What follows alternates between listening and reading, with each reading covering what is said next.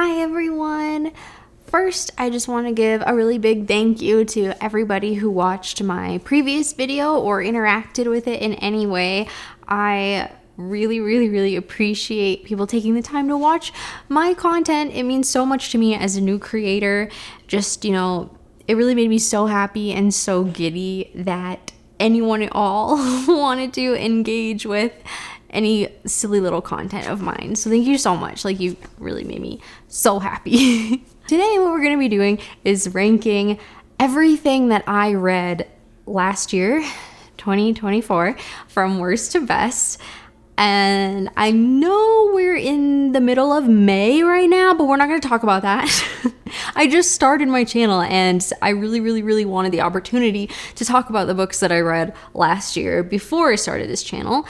Why do I have to miss out just because I started my channel in May, right? Right? Okay, so we're just going to talk about it anyway and pretend that it's not super late in the year already. We're just gonna ignore that. I also want to give a bit of a disclaimer here that because what we're doing is ranking everything I read from worst to best, just the nature of this video, the content of this video, I am going to be critiquing things that I read, and I don't ever want my criticism to come off as super harsh or mean in any way. That is the last thing I want. But I can sometimes be very critical of the things that I read. I think being critical is important to an extent, but I hope that it's constructive and doesn't feel negative, if that makes sense.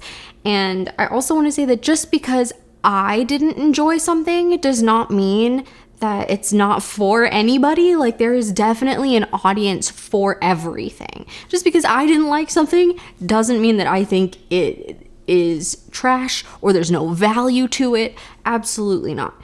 I will still recommend books that I did not personally like to somebody who I think would like them. For example, I personally am not a huge fan of Sarah J. Maas, but I would still recommend that to people. Those books have brought so much joy to so many people, and that's priceless. There's so much value in that. It just wasn't for me personally.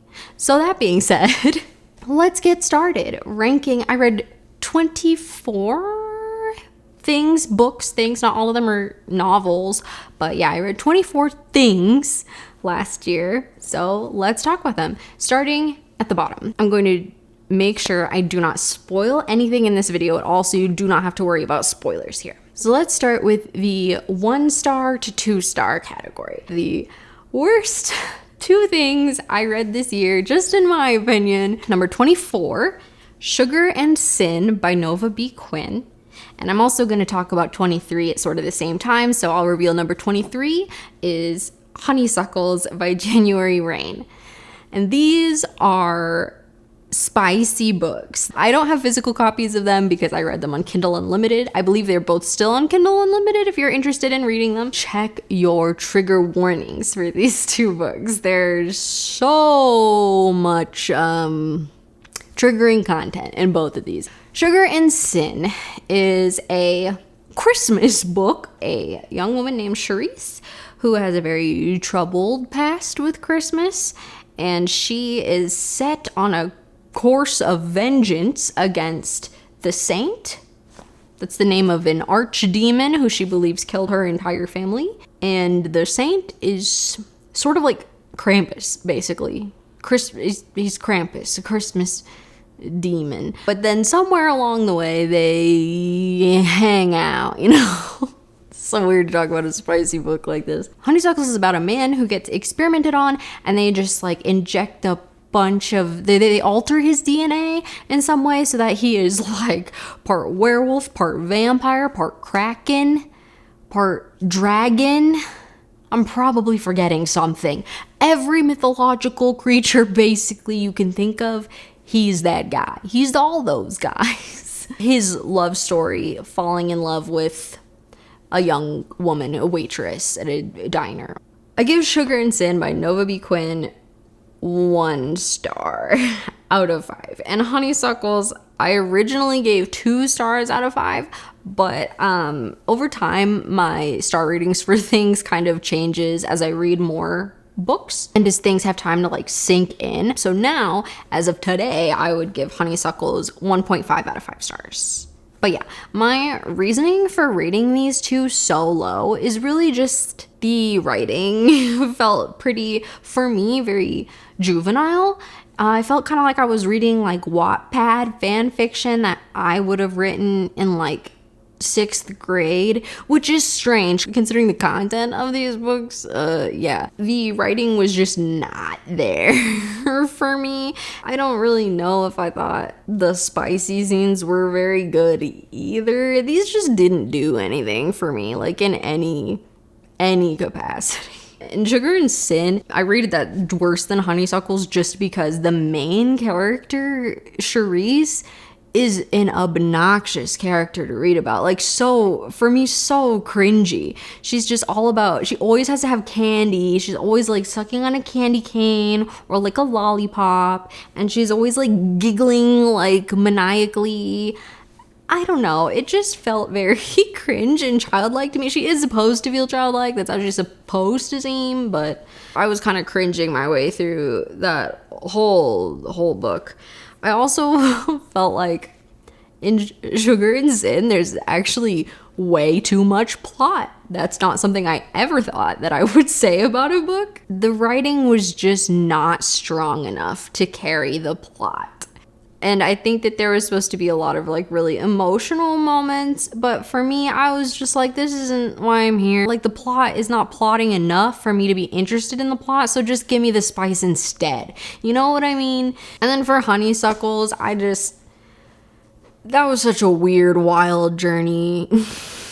I don't really have very much to say about Honeysuckles. If you want weird reads with strange, trigger-filled spice, if you don't mind the juvenile writing style and you're just here for like a goofy, weird, spicy time, then maybe you would like these books. So check them out if you want. All right, coming in at number 22, Never Lie by Freida McFadden. This one I listened to on audiobook. I got it on Hoopla through my library. Support your local libraries. Initially, I gave this book 2 out of 5 stars, but this is another one that my rating kind of adjusted over time to now I would give it 1.75. I'm so sorry. Like, I know Freida McFadden is super, super popular, and like, I can see why. This book is about a youngish couple who's looking to purchase a house, and they go to do like a house tour with their realtor at this house that's in sort of a remote location, and then a snowstorm hits. So they're stuck in this house in this snowstorm, and the realtor isn't in touch with them anymore. And then there's just kind of a mystery about everything that went down in this house because it was previously owned by a psychologist who was murdered. Anyway, and it's just sort of unraveling the mystery of what took place at this house and with that psychologist. But yeah, I can see why Freida McFadden is popular. Her books, or at least this is the only Freida McFadden I've read. So this is just based on this one book. It read sort of like a Hallmark movie in that it had like entertainment value. You know, it was just kind of like a cheap, like cringy. That sounds so harsh and so mean.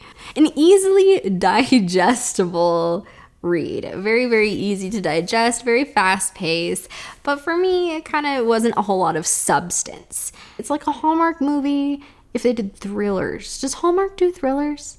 But anyway, yeah, this was a thriller and I just wasn't really thrilled. It was fun for a bit. The writing wasn't very strong for me, and like the prose was just kind of very, very simplistic. And sometimes I feel like the dialogue was a bit unrealistic, but it was really the ending of this book that killed it for me. And I think for a thriller, the ending and like the big reveal and like the twists and thrillers are like the most important part, right? That's why you're reading a thriller. You're trying to uncover this mystery. And then if the end is just not satisfying, for me, that kills the entire thriller. So that's pretty much how this was for me. I didn't think there was a whole lot of substance to begin with. The reveal did not work for me. The twist did not make sense for me, considering the way that the story is told. If you know, you know. And it just honestly made me really mad. And there was like one specifically really strong red herring that just kept pummeling me in the face, and it was just kind of, I was done with it. I was like, okay, that's it, okay, I'm good, I get it. I wasn't a fan, but you know, if you just want something easy to digest, fast paced, and you don't mind plot holes and goofiness and strong-armed red herrings that like are really trying to force you to look somewhere else, then maybe this book is for you. So number 21, we have a book that I actually do have a physical copy of. I gave this book 2 stars. It is A Court of Mist and Fury by Sarah J. Maas. This is the sort of quintessential romantasy series. Extremely, extremely popular.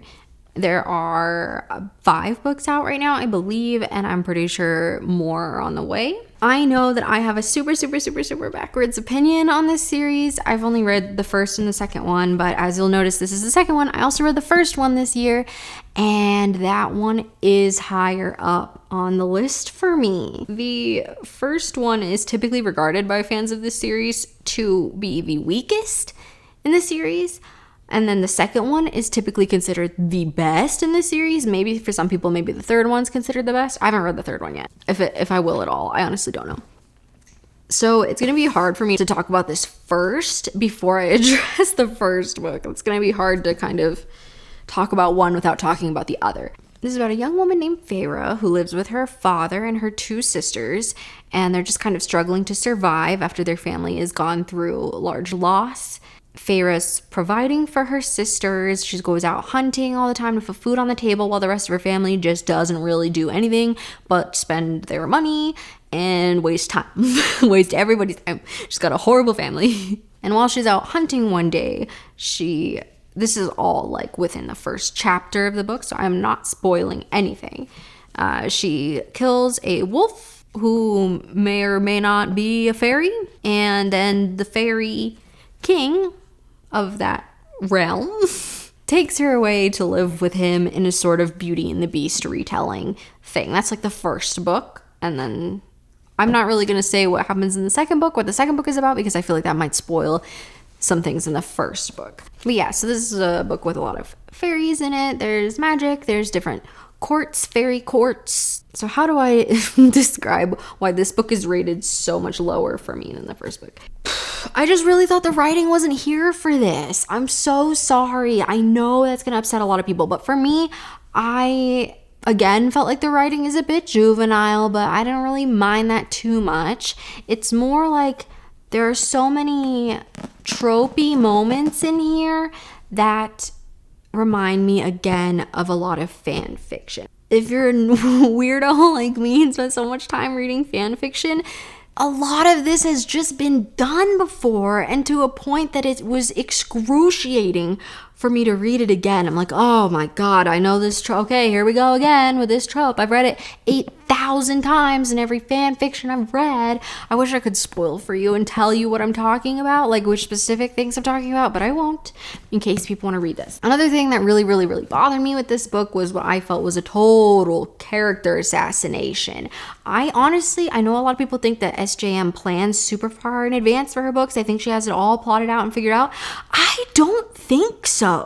And maybe I'm wrong, but I really felt like in this book, she pivoted so much from what was in the first book. And she just decided, I don't want you to like this character anymore. Actually, everyone else is going to like this other character more. And I felt like it was like forced. I felt like the author wanted you to not like this character anymore, and she was like, what can I come up with to make people no longer like this character? And then just went completely off the deep end and characterized this character in a way that I did not think fit at all. Like, I don't think it worked at all with the established character from the previous book. I think she just wanted to move on to something different and didn't know how to do it in a smooth, nuanced way. It felt very jarring to me, and it just felt forced down my throat. Like the author held me hostage and was like, no, you need to like this character more than this character. You need to.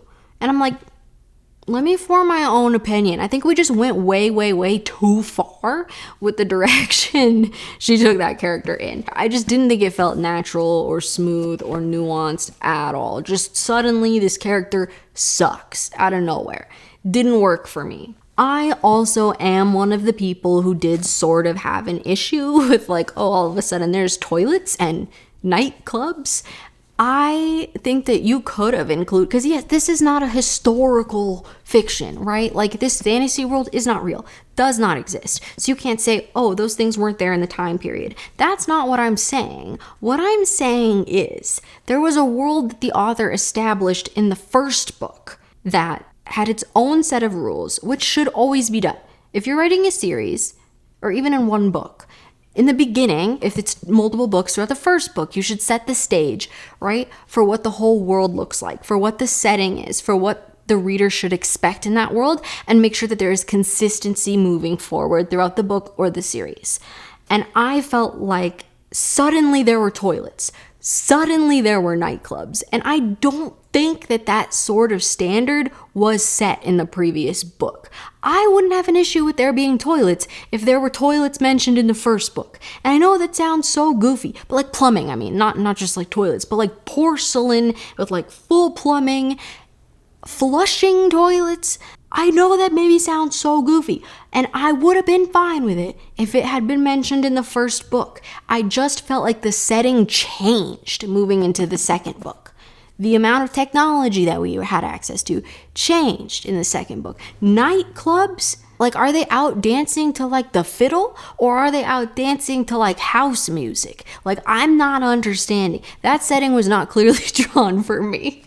Because of those things, I just felt like this book was so much weaker than the first one. I didn't think the writing was great in the first one either, okay? I didn't think that.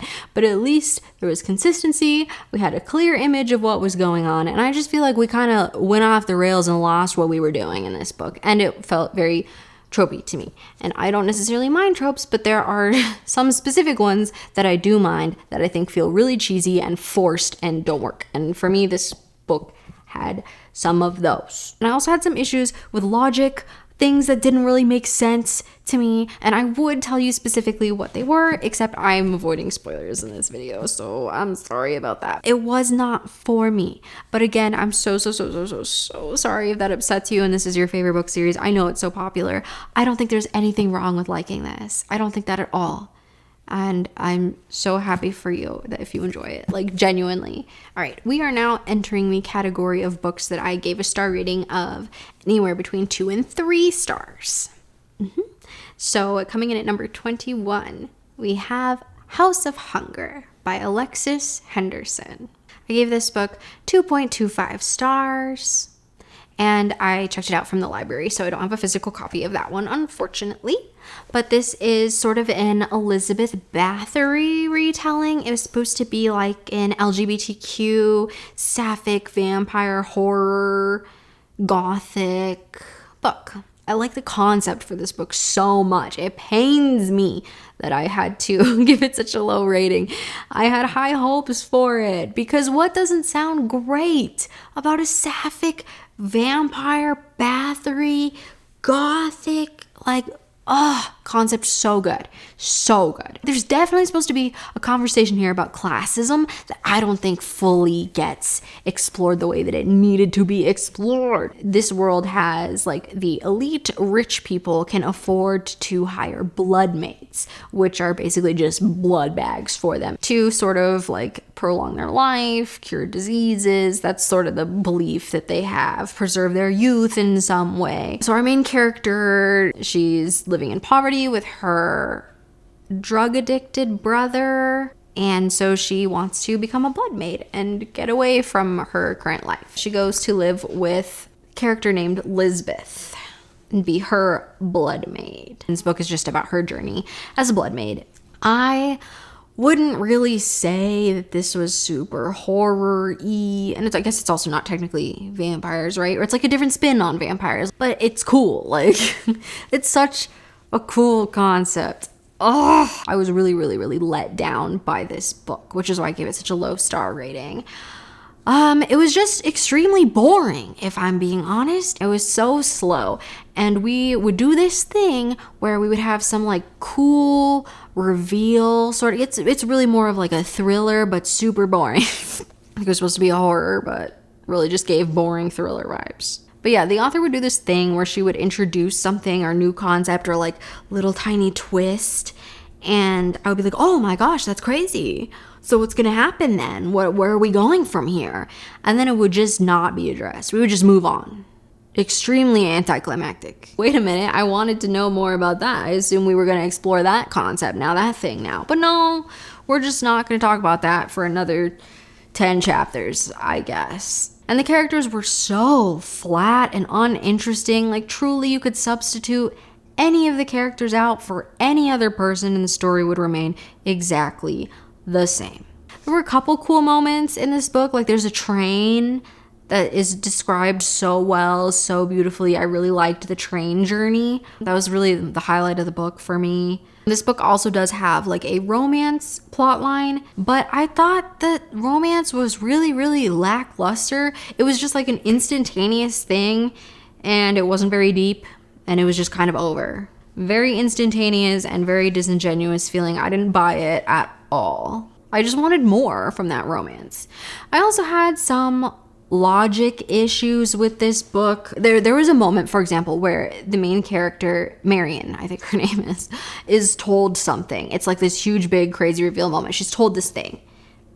And then the very next chapter, she doesn't know anything about it. And somebody tells her that same thing again. And then she's like, oh my God, I didn't know that. That's so crazy.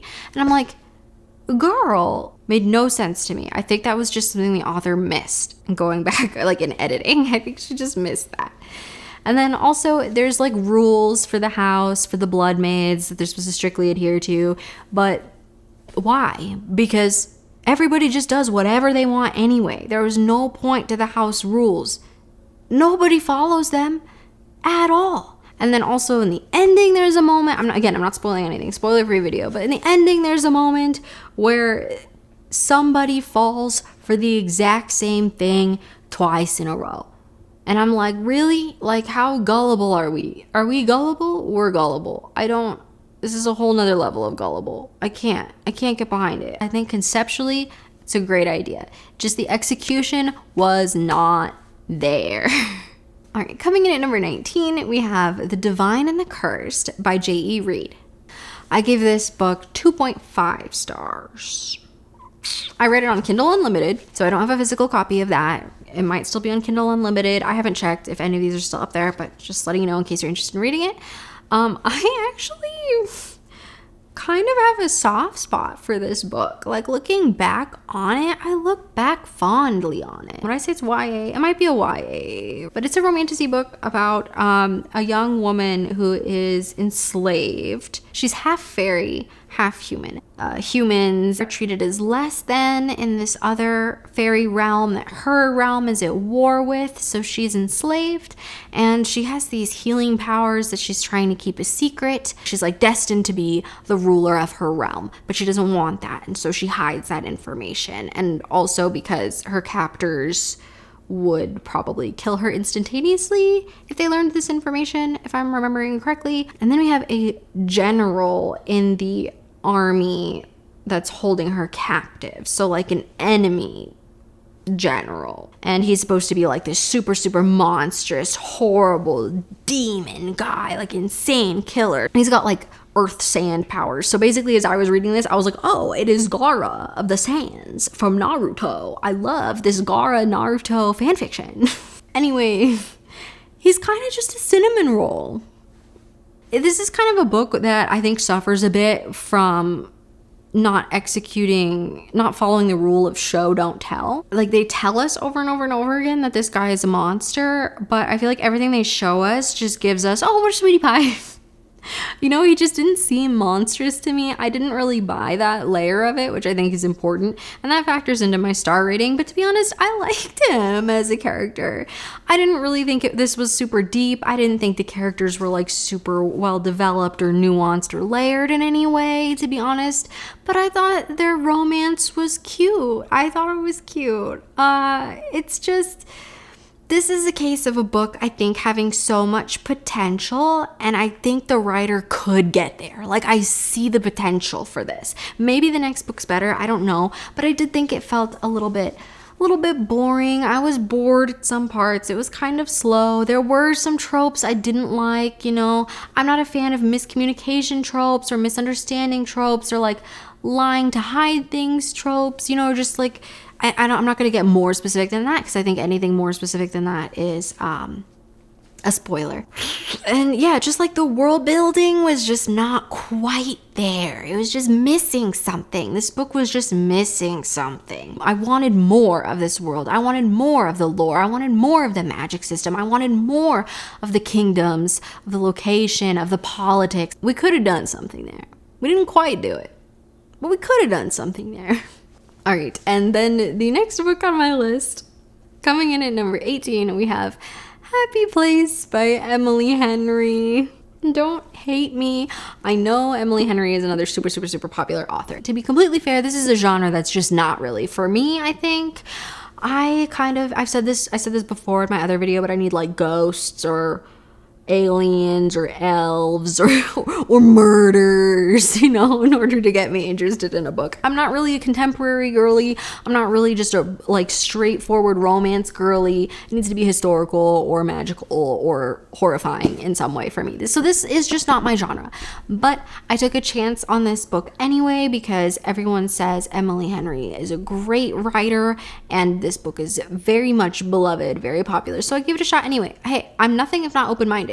I will give things a chance, even if I don't think I like them. She wrote some very, very good banter in here, but I just felt like it got to a point where there was too much of it. Everybody has the best comeback in the world or the funniest joke right off the top of their head. Everybody is ready with it and on top of it. And I don't think that's realistic, personally. I don't think every single person in the world is extremely witty all of the time. I don't think so. So it didn't work for me. And then I also felt like all the characters were kind of uninteresting for the most part, or not uninteresting, but just flat for the most part. There is a character named Parth. There was nothing going on with that man. I know absolutely nothing about him except who his girlfriend is and that he liked to party or something. The character was so flat that if you put him sideways, you would not be able to see him. I think that we tried to do something here about growing older and growing apart from your friends and just kind of going your separate ways in life, but that being okay, and like friendship is magic and all that stuff. And I think, it did okay with some of that, but it just didn't really land that much for me because I didn't really love any of the characters. They were all just kind of okay. And then honestly, the worst part of this book to me was the ending. Again, spoiler free. I will not spoil what happens, but I just did not like the ending at all. The ending felt extremely unsatisfying to me. And just throughout the entire book, Wynn, the male love interest, doesn't seem to do anything for Harriet, the female love interest in this book. It just kind of seems like he doesn't do anything for her. I don't really want to read a book where one of two people in the couple is putting in all of the work and then the other character is not doing anything. It just didn't work for me. I want my men to yearn and chase after. I mean, I guess he yearned a bit, but he didn't really chase after her. And I don't like that. It's just not for me. And I think also just because it's not a genre for me, I did find parts of it boring too. I did feel like it dragged on a bit. I think it was too long. I think if the characters were more layered and deeper and more three-dimensional, I would have been more interested and less bored. Yeah, I just felt like the ending was not very girl power. And I don't like that. I will say about the characters, Harriet did have some character development, so that was good. That was something. But I didn't feel like Wynn had any character development. I also just kind of felt like in general the characters were pretty static. And I know this is a story that's supposed to be about growth and change, but I didn't really feel like that many of the characters did grow and change. I think it was only Harriet. And I think that this book is really supposed to evoke a strong emotional response, but it just didn't get that for me because I didn't love the characters. But in general, Emily Henry's prose is great in this book. The prose is pretty good. There were some sweet moments, some heartwarming moments, but just nothing strong enough for me. I didn't feel any of it strongly enough. I really didn't. But yeah, I think this might be a book where I just have to give the author like the benefit of the doubt that this is just not for me and great for other people. I just don't think I'll be reading much more contemporary romance moving forward. Number 17, we have Vampires of El Norte by Isabel Cañas. I give Vampires of El Norte 2.75 stars. This was another one I checked out from the library. Vampires of El Norte is a historical gothic horror romance, but I did not feel that this gave horror or gothic much at all. It's definitely just a historical romance from my point of view. It's about the history and the war and the romance. Horror, not so much.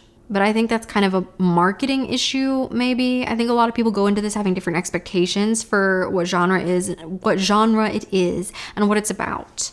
So this book takes place during the Mexican-American War on a rancho in Mexico. It's about Nena and Nestor, who are childhood friends. Nena's like the daughter of the ranchero, so like the head of the rancho. And so she's sort of like a much higher social status than Nestor, who is like a ranch hand. But they have this sort of forbidden childhood friendship anyway. And then one day Nena is attacked by a vampire, which is not a spoiler. This isn't like the first chapter of the book. It's like the whole premise of the book. And she's deathly injured, right? So Nestor thinks that she's dead. So he runs away from the rancho. But again, not a spoiler, just the premise of the book. Nena does not die, and Nestor does not know that she lived. And like 9 years pass or something, and he has no idea that she's alive until they reunite. The Yankees attack Mexico, and Nestor and Nena are caught up in the war. Nena's like a healer, so she heals the soldiers in the war. I don't even know if soldiers is the right word. Militia, perhaps, is a better term. But anyway, I just didn't buy the premise of this book that I just described to you. I just didn't buy the premise. It didn't work for me as I was reading the book. I'm like, wait a minute, this premise doesn't make sense. Because Nestor, during the 9 years that he's away, where he thinks Nena's dead, he's still writing letters back to his family on the rancho. He has family on the rancho. But Nena is Nestor's abuela's apprentice. Abuela is like the healer for the whole rancho, and that is Nestor's grandmother, and Nena learns from her to become a healer.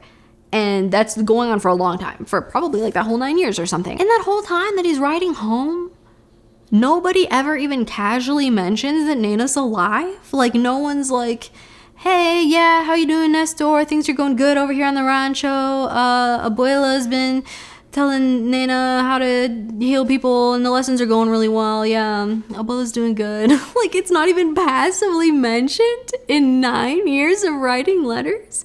I don't understand how he wouldn't get wind that she's alive. It just doesn't make sense to me. I understand that they wanted to like keep them apart, right? Because of the social class disparity, but I think they still would have in passing mentioned that she existed when she's literally his grandmother's apprentice. So I just didn't buy that premise. I'm sorry, I didn't. And then I also didn't buy the premise that, or you know, the part of the premise that's like nobody understands why Nestor left. And then also just the vampires felt like an accessory. Like the vampires were not important to the story at all. Like there's a clear metaphor that's drawn there between vampires and Yankees, you know, like Americans taking over and colonizing and bleeding Mexico dry sort of thing. My issue with that is that the author doesn't trust you to come to that conclusion yourself. She just literally tells you the metaphor over and over and over again in the book, like it's explicitly stated. And I don't want it to be explicitly stated. I want to figure that out on my own. Make me think critically and make the payoff worth it for me to be like, oh my God, I have like this big reveal, this clicking eureka moment in my head of like, oh, that's what this is about. That was what that meant. Oh, that's so cool and so deep. But when you just spoon feed it to me, it's not satisfying. The vampires added absolutely nothing to the story except for the purpose of the metaphor. I think either should have completely gotten rid of the vampires or just made the vampires the entire plot line, like lean in further to the metaphor and just get rid of the Yankees and make the Yankees actual vampires themselves. Yeah, something like that, you know?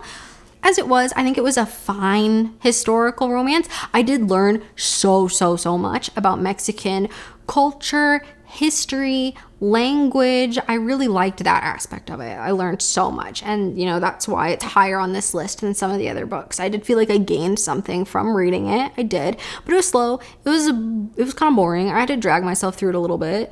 I liked Nestor. I thought the romance was sweet, but it wasn't really, you know, nothing to write home about. I don't really remember that many details of the romance at this point. I also really liked that the author included the use of so many Spanish words and didn't shy away from doing that and just expected the reader to figure it out themselves, to parse the meaning or look it up, or if they didn't already know the words. I appreciated that so much. And yeah, I did have to look up what a couple things meant, but I learned because of that. Oh, the last thing I wanted to say about this is that also this author used a ton of similes. I love a good simile. I do.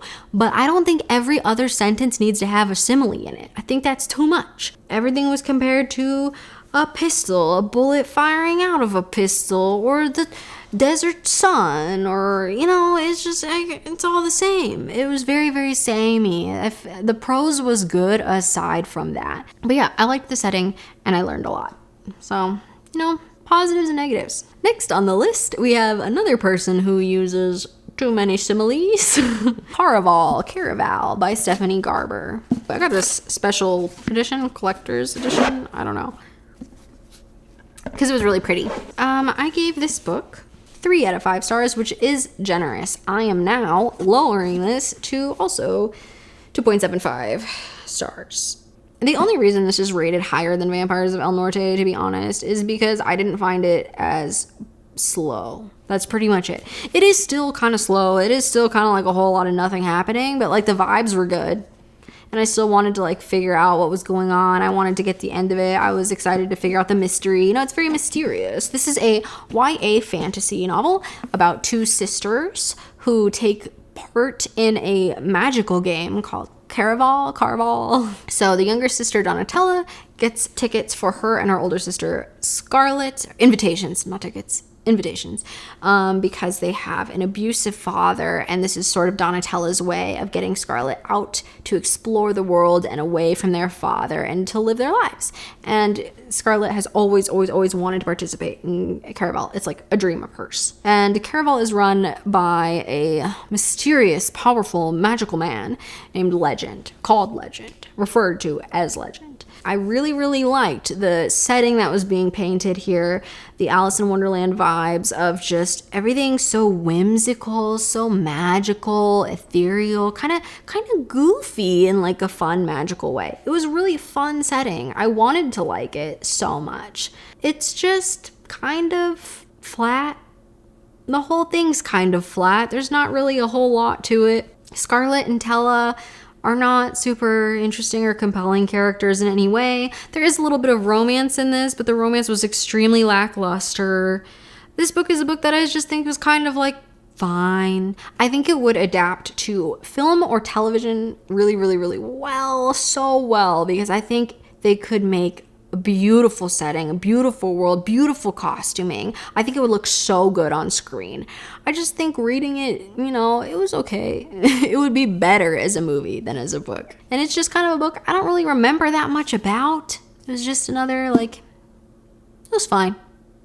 But the author did use way too many similes, as I mentioned, but her similes were also just like bizarre and nonsensical to me. It's kind of like excessive use of purple prose, just like she's trying to be fancy, she's trying to be eloquent, trying to be whimsical, and it just comes across nonsensical. It doesn't work. Like, I feel like you're just trying too hard. Like, wow, the kiss tasted like purple. And that doesn't mean anything. No, it didn't. It didn't taste like purple, because purple is not a taste. Purple is a color. And maybe that works for some people, but for me, it's just like you're trying so hard to be like elevated and magical and like ethereal, and just it didn't land, because it doesn't make sense. But I did go ahead and read the second book, because I'm really just reading the series because I heard Once Upon a Broken Heart is really good and I kind of want to check that out. So I'm just reading Caraval first, because Once Upon a Broken Heart is kind of like a spin-off or involves some crossover characters. So yeah, I'm just trying to work my way through this to get to Once Upon a Broken Heart. If you want some Alice in Wonderland vibes, you like a, easy to read YA fantasy book, maybe that's the book for you. Coming in at number 15 on the list, we have The Four Winds by Kristen Hanna. I gave this book 3 out of 5 stars. This is a historical fiction that takes place during the Dust Bowl, the Great Depression. I got this book from the library, so I don't have a physical copy of it. I feel like I learned a lot about the Great Depression from this book. The famine that ensued, crops not growing, the Dust Bowl. I really enjoyed getting that glimpse into what life was maybe like in the Great Depression. I don't know how historically accurate it is. I am no historian, certainly. History was always my worst subject, but it seemed supported historically. It made sense to me. I could see that being accurate, maybe. It was very, very entertaining, which is why it got 3 stars. It could go lower, potentially. It was easy to read, and I feel like typically historical fictions can be kind of slow for me or not really interesting to me, depending on the content. The Dust Bowl, I didn't really know a whole lot about. I didn't know a whole lot about that. Elsa is the protagonist of the story. I liked that she was an unconventional protagonist. I feel like I've read so many books where the main character, the female main character is like this drop dead gorgeous, super talented, super skilled, amazing, most fabulous person on the planet. And Elsa is very much not that. And I thought that was really interesting. She's kind of just like a regular woman. She has this a lot of insecurities. Her family growing up always made her think she was ugly, and she's sort of got a heart condition, I believe, so her family considers her to be weak, and so then she thinks she's weak growing up. Once Elsa has a family of her own, they struggle to survive through the Great Depression and all the dust storms that come through on their farm, and so then she moves her kids and herself to California to try to find a better life. And I think that sounds so beautiful and so moving, and I think it should have been. Elsa finding her strength and being powerful despite her illness, and finding her own beauty along the way. I think that's what it really should be about, and I think that's what it's supposed to be about. But I just felt like all the characters were very flat. I liked the concept of Elsa as a protagonist, and maybe she's not flat. You could argue she's not. You could argue that her daughter's not. But pretty much everyone else is one-dimensional. I feel like this should have been a character study. I really think what this book needed was to be a character study and put these very distinct and realistic personalities through these trials and tribulations and see how they emerge changed. In this book, I do not think she succeeded in writing well-developed, rounded, nuanced characters. I don't think so. They all were kind of go girl, give us nothing. And it was more plot motivated, I think, than character motivated, which I don't think is what the story called for. Ultimately, also, I just thought the ending ruined the whole book. At the end, I was like, why did I read that? Genuinely, why did I read that? What was the point of this whole book? There was no point to anything that happened. All in all, it was not a boring read. It was fun to read. It was compelling in the way that it was written. It was very fast-paced, kept you on the hook. It might have been a little too fast-paced in certain parts, where we're just kind of smoothing over, brushing past something terrible happening. Something that should have had a lot of emotional impact. I should have been able to sit with for a while. We just move on to the next thing. I didn't mind it. I didn't mind the flat characters too much until the ending made the whole thing pointless for me, really. Next book. Number 14 on this list, I actually read a manga called Claymore. I just read the first issue of Claymore by Yagi Norihiro, I believe. So Claymore, I gave 3 out of 5 stars. I borrowed this from the library as well, so I don't have a physical copy of it either. I don't really have too much to say about this one. It was decent. It was fine. It just, I didn't think it was super interesting. I think it's just because, growing up as a kid, I read so many shonen manga. I hadn't read this one, even though it kind of came out at the same time as a lot of the ones that I read. It just suffered from me having read it after all the ones I read.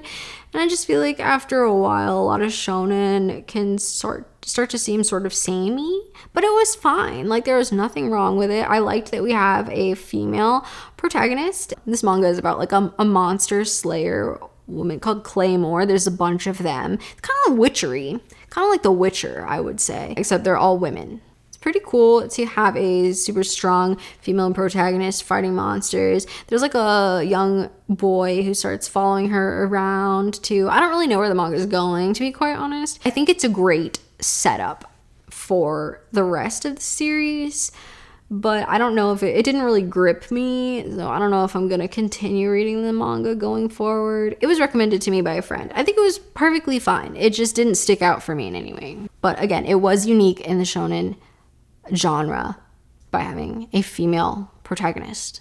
And coming in at number 13, we have Hemlock Island by Kelly Armstrong. This is another one I borrowed from my local library.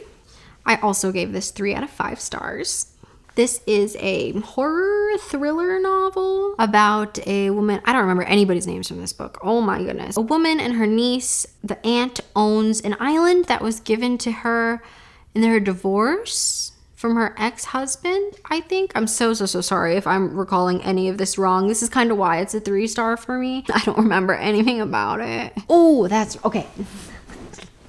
On her island, there's been some like mysterious things happening, but it seems like, because she rents it out as like an Airbnb, it seems like the people staying on the island, they're like sabotaging her or setting up like pranks and destroying things and leaving like animal corpses all over the place and strange cult symbols.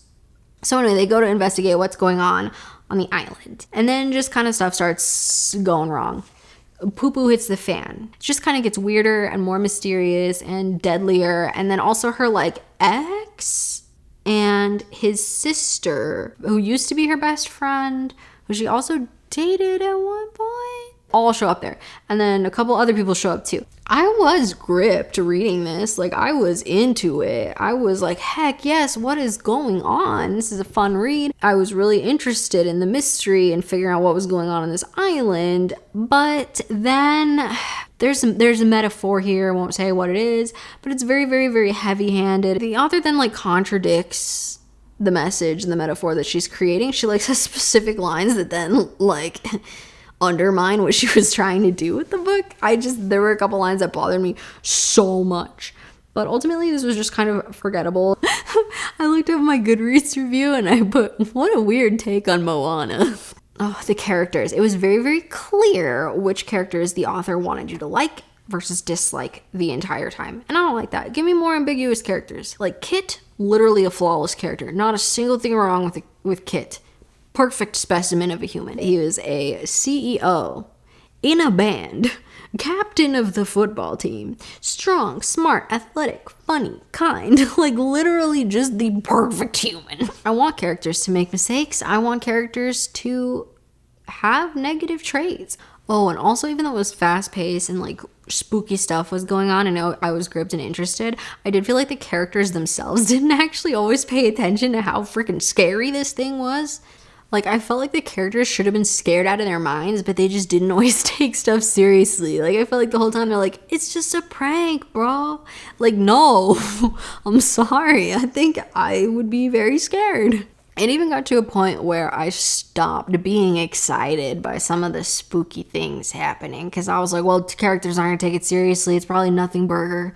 Oh, there's also like a secret throughout the whole book that the author is clearly referencing. Like, the characters are referencing the whole time this big secret, but you as the reader don't know what they're talking about. And I just feel like it was frustrating and didn't make sense and confused me. Like, I know that it was supposed to be like a big reveal moment later, and yeah, sure it was, but the whole time I just felt like, did I miss something? Was there something that went over my head that I didn't catch?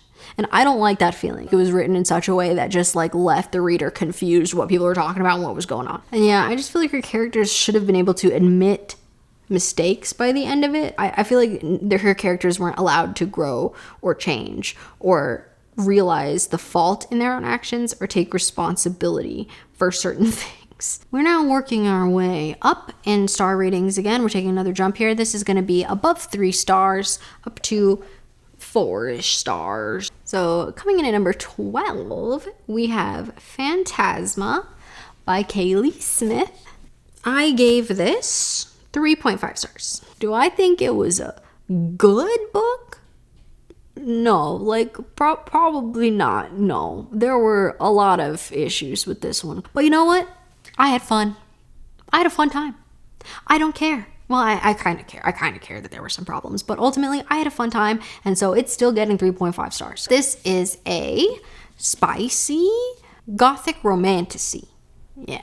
So this, in a way, is similar to Caraval in the sense that it is about two sisters who take part in a potentially deadly game. This one, Phantasma, takes place in a sort of haunted manor ruled by demons of hell, and you go through a bunch of trials that are supposed to represent the circles of hell. The main character, Ophelia, shares the same name as my dog, so that's pretty cool. Except Ophelia in this book was kind of not nice. She was just kind of a mean, judgmental person. And my dog is not. She's very sweet. Anyway, I kind of had some issues with the main character. Not that big of a deal, but I didn't think she was too mean to people for no reason. Like, she was just savagely mean to people. But she is a necromancer, actually. The two sisters come from a family of necromancers. And when Ophelia and Genevieve is the other sister's name, their mother passes away, Ophelia becomes the head necromancer of the household. She inherits that power. The reason that they enter this deadly game is because after their mother died, they find out that she had debts. And so now these sisters have to take on their mother's debt, and they're going to lose their manor, their mansion, in the process. But the interesting thing about Ophelia is that she has OCD, which I thought was actually written well. I think that was a positive aspect to this book. I feel like I shared a lot of similarities with Ophelia's intrusive thoughts and some of her compulsive tendencies.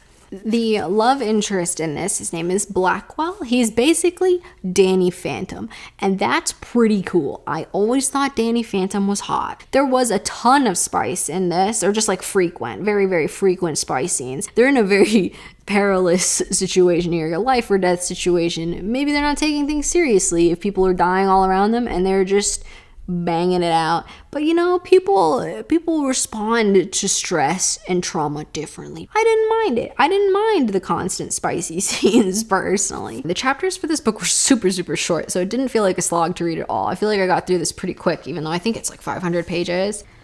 I didn't understand the point of Ophelia being a necromancer at all. She could have been literally any other sort of magical person, a witch or whatever. It would have made absolutely zero difference to the story, which sucks actually, because I really love necromancy. Like, I think that's so interesting, so cool. I wanted to read something about necromancy. That was specifically why I got this book.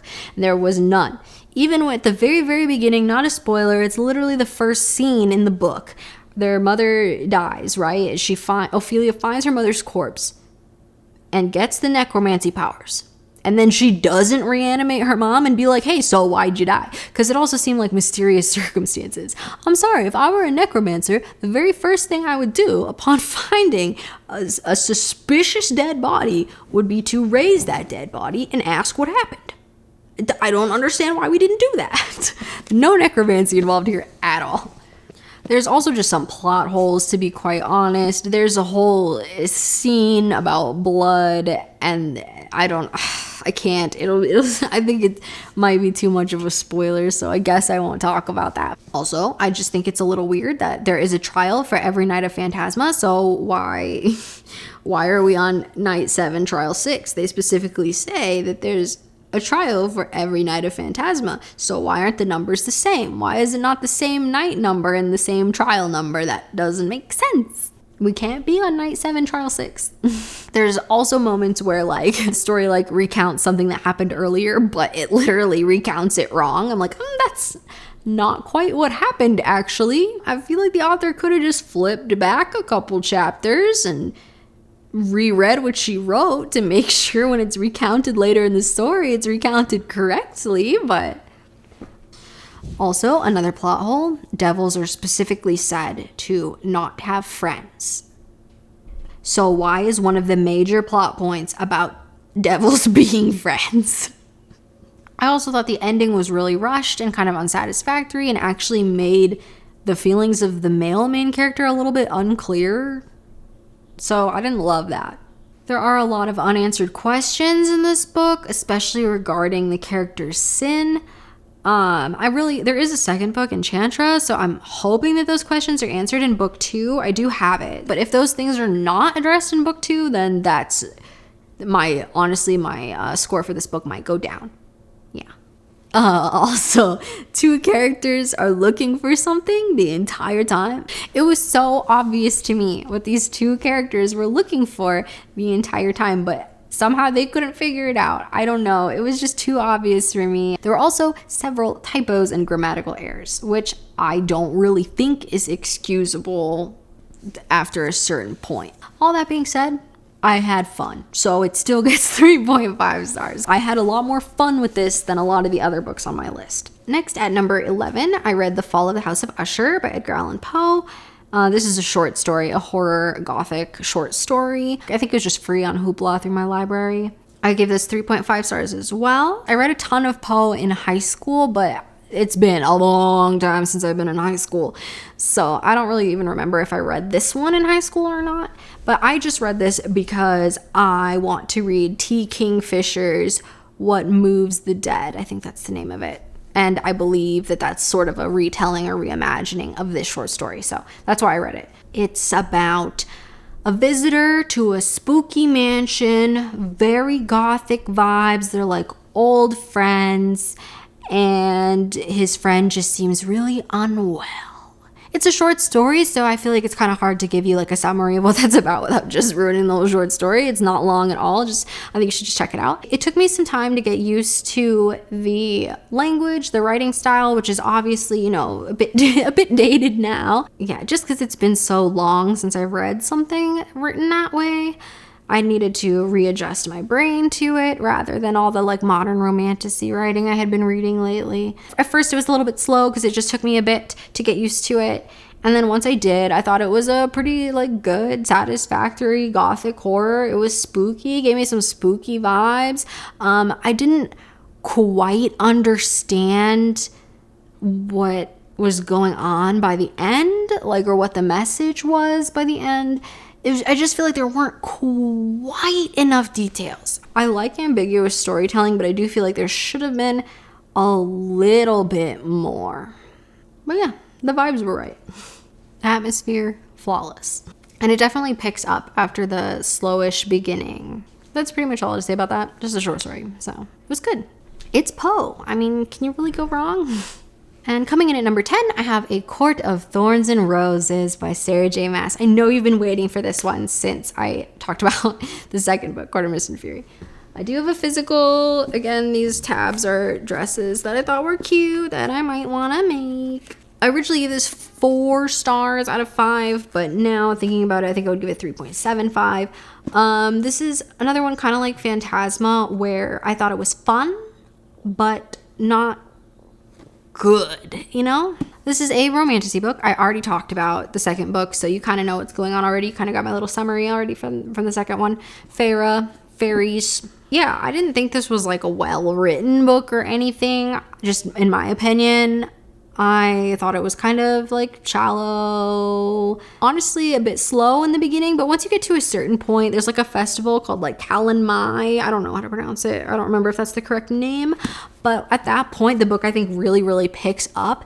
And honestly, despite the, in my mind, sort of weak writing, it kind of gave me like back to my childhood when you would like, maybe this is just me, maybe I was just a weird kid, but like when you would play with your friends and pretend you were like Sailor Moon characters, or you all had elemental powers, or you were all witches together, and I would daydream about how I was gonna get my Hogwarts letter, put myself in a fantasy world. And this gave me that.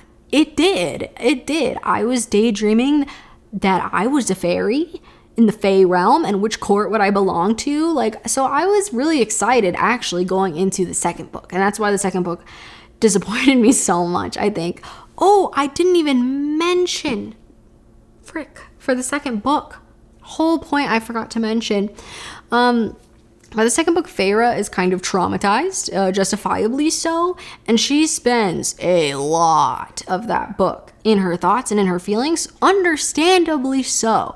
but I just think the way it was written was very, very, very repetitive. So by a certain point, you're like, okay, I get it. It just starts to feel slow and repetitive and boring reading about her having the same traumatized thoughts over and over and over and over again. Now, don't get me wrong. She should absolutely be traumatized. I think where she is mentally is correct. I just think we could have come up with more creative ways to rephrase her thoughts rather than just giving us the same over and over again. Yeah, the beginning of book 2 I thought was super slow. Beginning of this I also thought was super slow, but it picked up at Kellenmai and then I was here for it. And then once she goes, there's like trials, there's like a trial situation, right? I'm not going to spoil anything, but there's a trial situation. I thought that was cool. I liked that. I did think one character is like a comical villain, right? There's some issues there. There are some issues with that villain in the writing. There's also some issues with the riddle. I thought the riddle was not done well. Riddles are hard to write, so I'll forgive her, I guess. But yeah, this just got such a high rating for me because I loved that feeling of pretending that I was somebody different and magical and being able to put myself in that fantasy world, which I haven't really done since I was a kid. So I can absolutely see why people love this series. It's just the second book didn't give me that anymore. I was too distracted in the second book by all of its flaws and tropes, and I was just enraged, honestly, by some of the writing decisions that SJM made, and it just made me not at all want to continue it anymore after the second book. I was like, okay, that's it, I'm done, despite after this one being so excited to go into the second one. I couldn't ignore the writing when I got to the second book, but in this one I could ignore the writing after, at a certain, some of it. At number 9 we have The Liars Club by Mary Karr. We are now in the realm of 4 stars and above. Ooh, yeah, we're under the top 10 now. This is a memoir by Mary Karr, who is not a person I had heard of before, but she's a poet, I believe. It got 4 stars for me because the prose is so good. And it's got so much dark humor in it. I just want to read you this part. Suffering got lined up in my head, not with moral virtue or being good, as it had with the Baptist kids back home, but with being smart. Smart people suffered. Dumb people didn't. Happiness was for boneheads, a dumb fog you sank into. Pain, low level and constant, was a vigil you kept. The vigil had something to do with looking out for your own death, and with living in some constant state of watchful despair. Like, the prose is giving. It is hitting for me. I love this prose. Real suffering has a face and a smell. It lasts in its most intense form no matter what you drape over it. And it knows your name. You can really tell that Mary Karr is a poet. This is a person's life story. I can't critique that. You know what I mean? So all I can say is her prose is really, really, really good. And this is more, though, her mother's story than her own. Her mother struggled with her mental health. I believe both of her parents were alcoholics. But anyway, she and her sister had a really, really tough upbringing, and their mom had a lot of mental health struggles. So there are some very serious, deep, meaningful topics in this book. Ultimately, I kind of wish her mother had written a memoir instead. There were a lot of slow parts in this book that I just wasn't that interested in because they're just kind of like normal life experiences. There are some really traumatic moments, though, and some really funny moments. I think the humor is so like sarcastic and subtle and dry. Her telling a lot of this really serious stuff, sometimes through a child's eyes, it was just so ironic, and the juxtaposition just made it so funny. So it might not work for everybody, but for me, I thought it was very humorous a lot of the time. It had some really slow parts at times. I really think it should have been her mother's memoir and not hers. It's just tough. I can't really say much more about somebody else's life story. I can't say, oh, your life story was boring. Like, that's not fair. And she definitely suffered a lot, and I had a lot of sympathy for her. Also, the way this was written is just kind of a bunch of stories from her life. Even though it's written in like a novel format, it's not exactly the most, like, just having a bunch of anecdotes without really a central arc. So it was kind of hard to be super invested in. Just some of the stories and anecdotes were really gripping, and others weren't. But the prose was so dang good. I could not give it less than 4 stars because the prose was so good. I did find it slow times because there's, of course, not really like a central narrative to the way this was written. I wish there had been. Okay, next we have The Hollow Places by T. Kingfisher. This is coming in at number 8, and I also give this 4 out of 5 stars. This is about a woman who is recently divorced. Her uncle owns like a curiosities antique shop, like a really bizarre sort of antique shop. His health is sort of declining, so she goes to help him out with his antiques museum.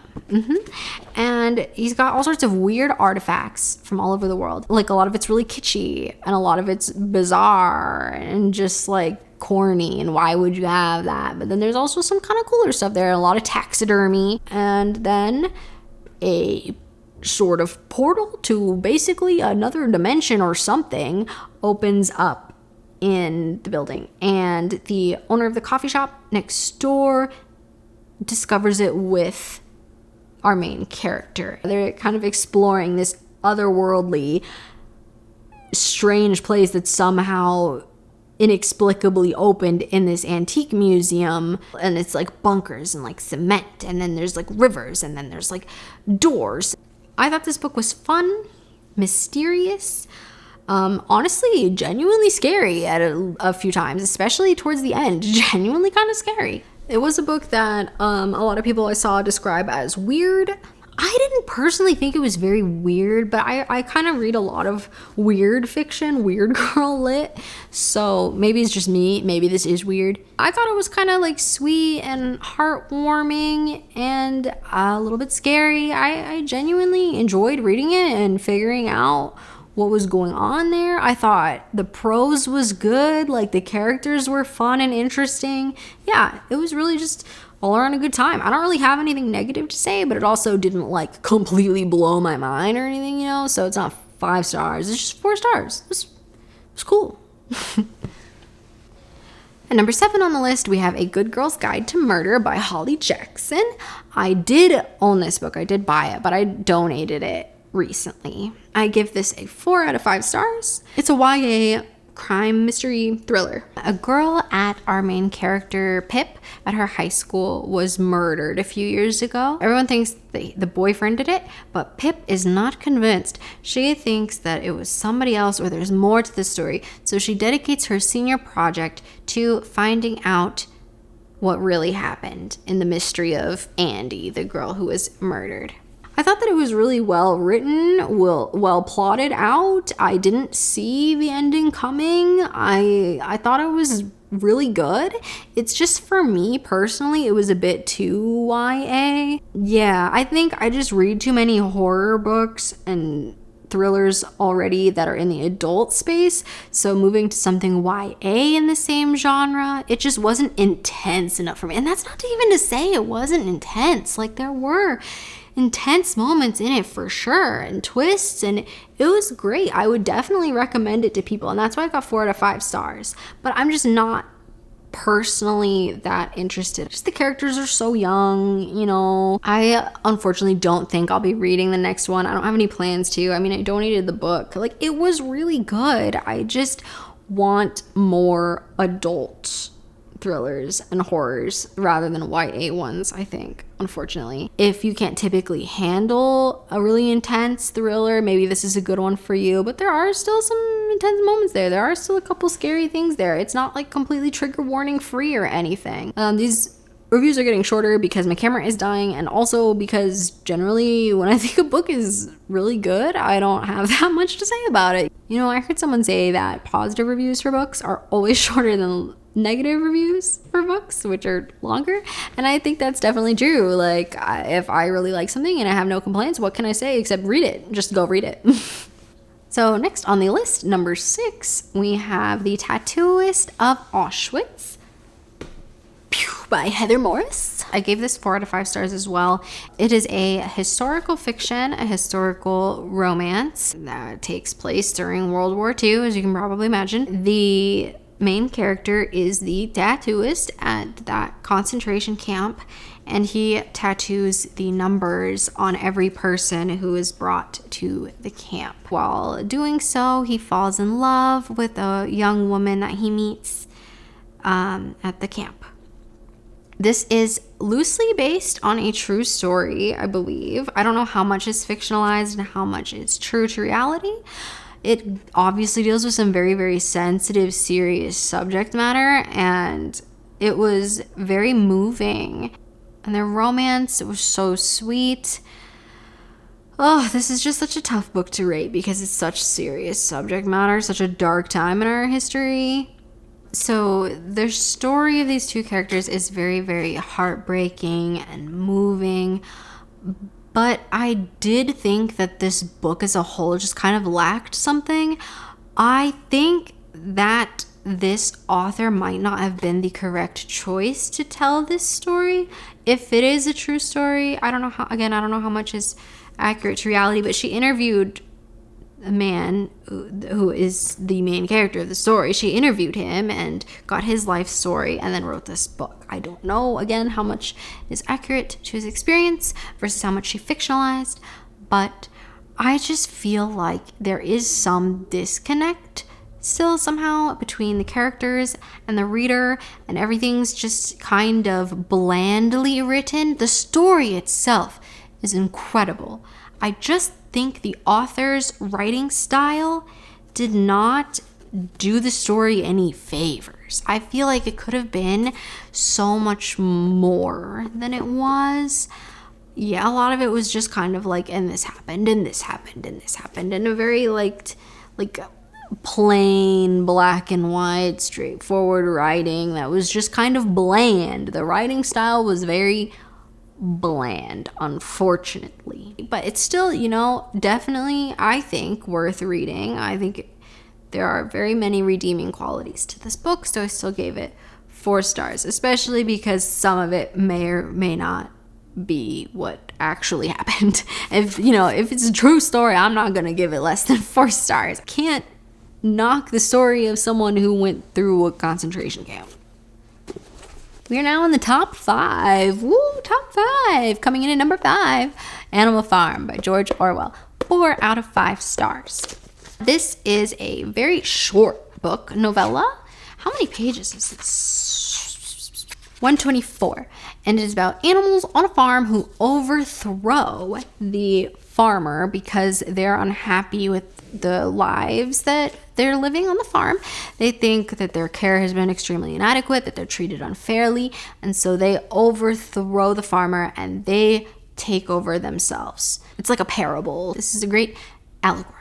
I think it's the perfect length. I think that this is a great book to read right now. I really don't want to tell you much about this book at all because it's so short and I don't want to give stuff away. It's also a classic, so you should definitely read it. Great socio-political commentary. Orwell wrote this after he became a socialist, I believe. Don't quote me on that. He was inspired, I believe, by the Russian regime during World War II. I just think it's so apt and poignant. There's illustrations in this edition too. How cute, right?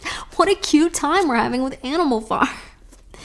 I just think everyone should read this. I think this should be required reading. I think that this truly educates you to the thought processes and manipulation that a lot of dictatorships and fascist authoritative regimes use against the population to sort of effectively brainwash people. I think this is really good, really powerful. I think everyone should read it, so I'm not going to say too much more. Just read it.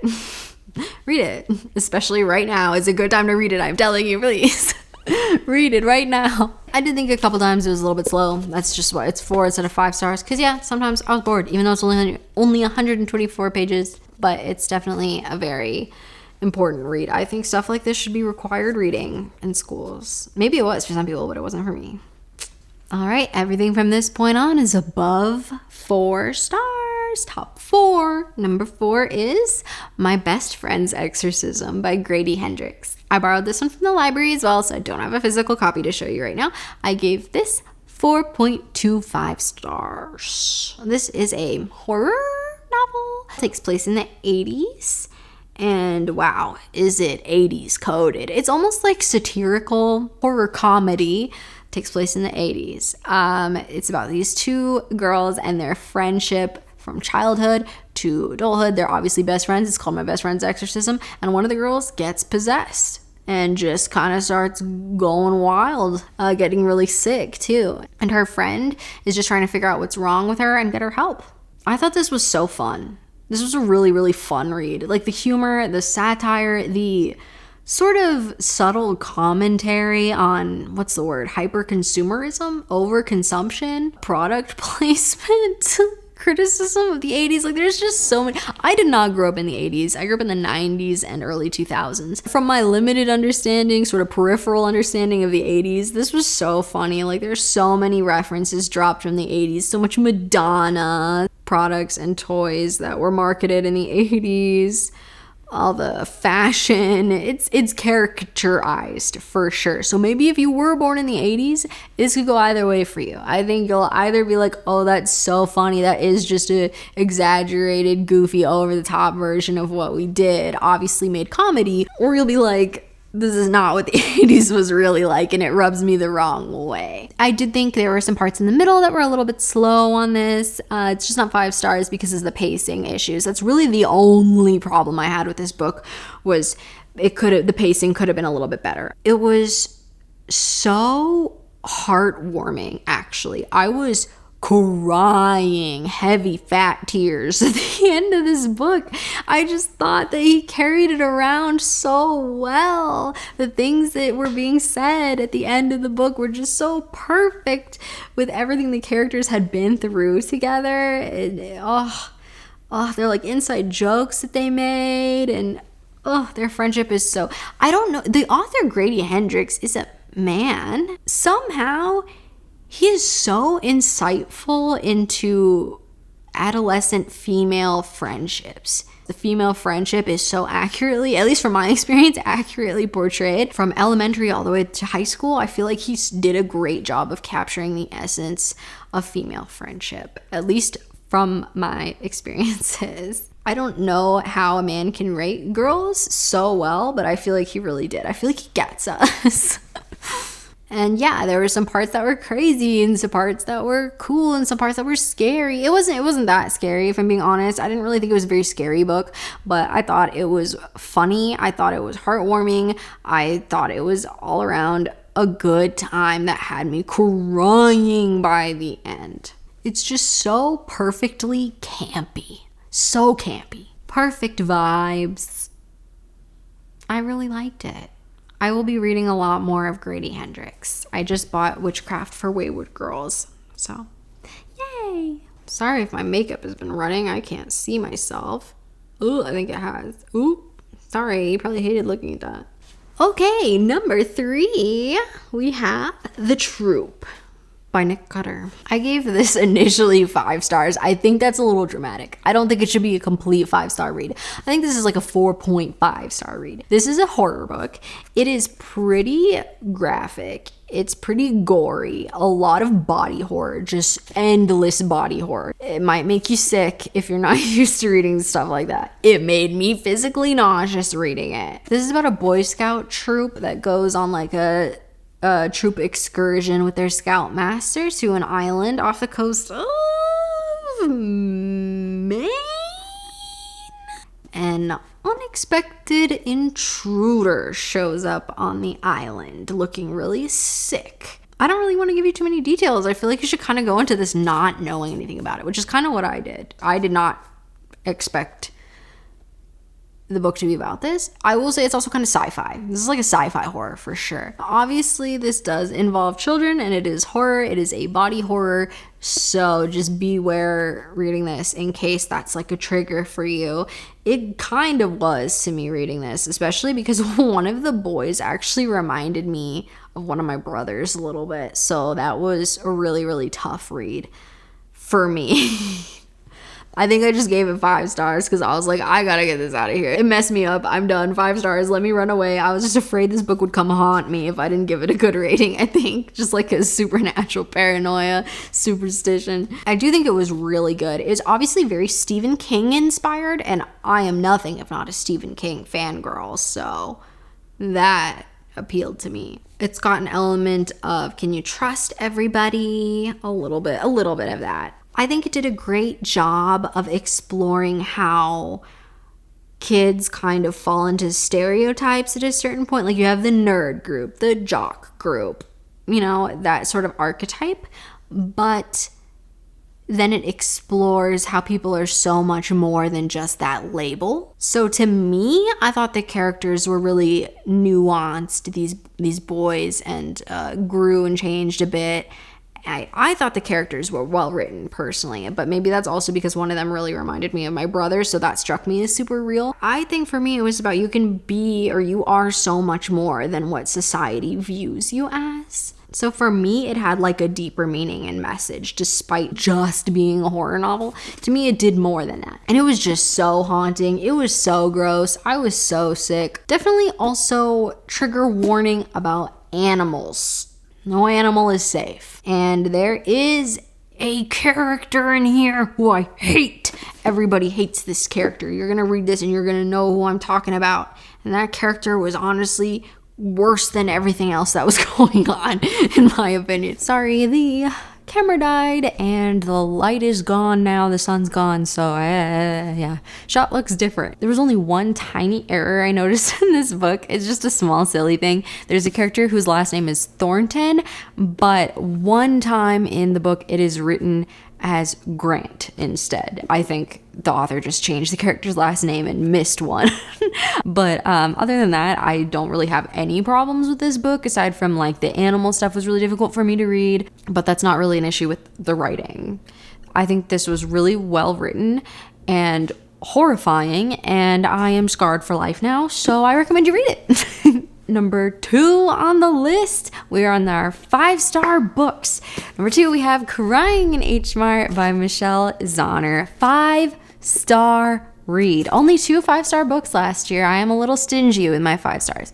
But this is a memoir by Michelle Zauner, who is also known as Japanese Breakfast. She is a musician. She is a half Korean American, and her mother was diagnosed with cancer, and this whole book is really about her relationship with her mother and her mother passing from cancer and how Michelle dealt with her grief. This was really emotional and moving and powerful, a very difficult read emotionally. I think it does a really, really good job of exploring the connection between mother and daughter, and sometimes an unconventional relationship between mother and daughter. Their relationship was strained, and Michelle had a lot of regrets, and this is just really freaking powerful. Michelle tried to reconnect with her mother after her passing through food. H Mart is a Korean supermarket, and her Korean mother made a ton of delicious Korean food and always made sure Michelle was like well fed, eating well. That was her way of showing her love. So that's why Michelle tried to reconnect with her mother after passing by like learning to cook a lot of Korean food. And she would be crying in H Mart because she would remember being in H Mart with her mom. And it was just very moving. I think I'm also really biased in enjoying this because I taught English in South Korea for 1 year. And also I just love Korean food so much. I wanted to eat this book. I wanted to eat and cry while reading this. I think it was really powerful. I think especially if you've had someone in your life struggle with cancer, or you have perhaps a more complicated relationship with your mother, this is a really, really good, powerful read. My mother she had a very small cancer scare. It was caught early. It was on her appendix. They removed her appendix and part of her colon. So she's doing really well. But still, in that brief moment, I was terrified, as you can imagine, right? So I think that also helped me relate a little bit to this book. And it's a 5-star read, so I didn't really have many, if any, problems at all with it. But just know it is very emotional. It can be kind of a difficult read. And number one, the best book that I read last year was It by Stephen King. This absolute chonker of a novel. It's like 1,200 pages long. Intense. So intense. But this book is what kickstarted my renewed reading journey. I used to read a lot growing up, but as an adult, after completing my degree in literature, I just was sick of reading, to be quite honest, so I didn't read for a long time. But this brought me back into reading. This book was so dang good.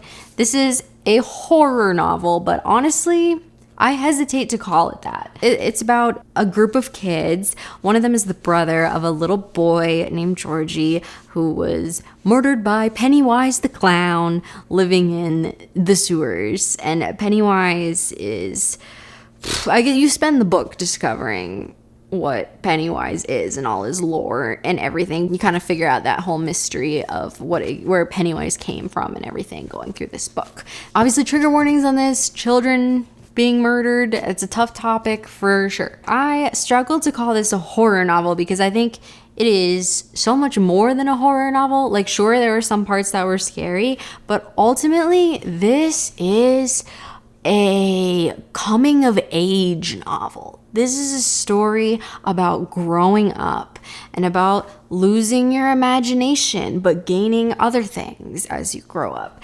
The positive and negative feelings associated with growing older and perhaps losing the magic and creativity of your childhood. There are also some characters who have very difficult childhoods in here or complicated. And yeah, I just think that Stephen King writes such impeccable characters. These characters are amazing, and he writes them just as well as children as he writes them as adults. I can't even begin to encompass how wonderful this book is. There is, of course, that scene. If you know what I'm talking about, you know what I'm talking about. There is that scene. I wish that scene were not in this book. But at the risk of sounding like a completely crazy person, and I hated reading that scene. Of course I hated reading that scene.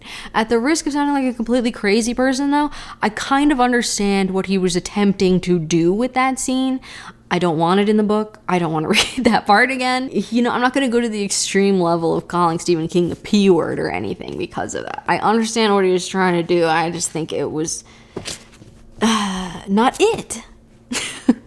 I was bawling at the end of this book. Of course, I do think it might overstay its welcome a little bit at the end, but honestly, I don't really want this book to be any shorter. I do feel like there were several points where it could have ended, but there's only like the last, 80 pages or so. I don't think any more than that should have been cut out. And I know that sounds crazy to say because this book is so wildly long, but I think it was so necessary to go along the journey with these children for me, it took me a long time to read this book, a very long time to read this book. We're not even going to talk about how long. I think that sort of enhanced my reading experience, is that reading this felt kind of like growing up with how long it took me to read. These characters became my friends. I was one of the losers. There's so many topics that are covered in here. Child abuse and racism and homophobia. This book really did it all. And it just held so much meaning for me. I really think this is Stephen King's magnum opus. I think this might be the best book ever written. I'm sure that sounds extreme and maybe I'm being dramatic, but the amount of character growth and character development and all the different layers and qualities of these characters. These were real people. He wrote real people. These characters are real. They exist. I don't care what you have to say. They're real. It is not just a book. This came to life. And I just think that horror is really at its best when it's serving as a medium to explore human nature. And that is what this does so well. I think it's a great examination into childhood and losing touch with your friends, maybe, as you get older, drifting apart, but still having some sort of connection. I'm just kind of rambling at this point. It's so difficult to express what makes an amazing book so amazing. But this gave me so many feelings and took me so many places. I wish I could recommend this book to everybody, but there is no way I'm going to convince anyone to read a 1,200-page book. Are you joking? But I will, of course, always be reading more Stephen King. I will say it one more time. This is not a simple horror novel. It is not a horror novel. This is a human experience novel, a coming-of-age story, a growing-up story, the magic of childhood. Ugh, it's so perfect. All right, that was everything I read in 2024. 24 books, short story, manga. Thank you so much for watching. I hope you found some book recommendations, something you might like to read here. And of course, if you read any of these, absolutely let me know what you thought in the comments. Whether you agreed or disagreed, we can all have some wonderful, productive, kind discourse. I think that's so wonderful about the book community. Thank you so much for watching. Please, please, please, if you liked this video, like, comment, maybe subscribe. I will have a lot more book content coming later in the future. I'm having a great time joining this community. So, yay! It's been wonderful to meet all of you. Thank you again, and I will see you in the next video.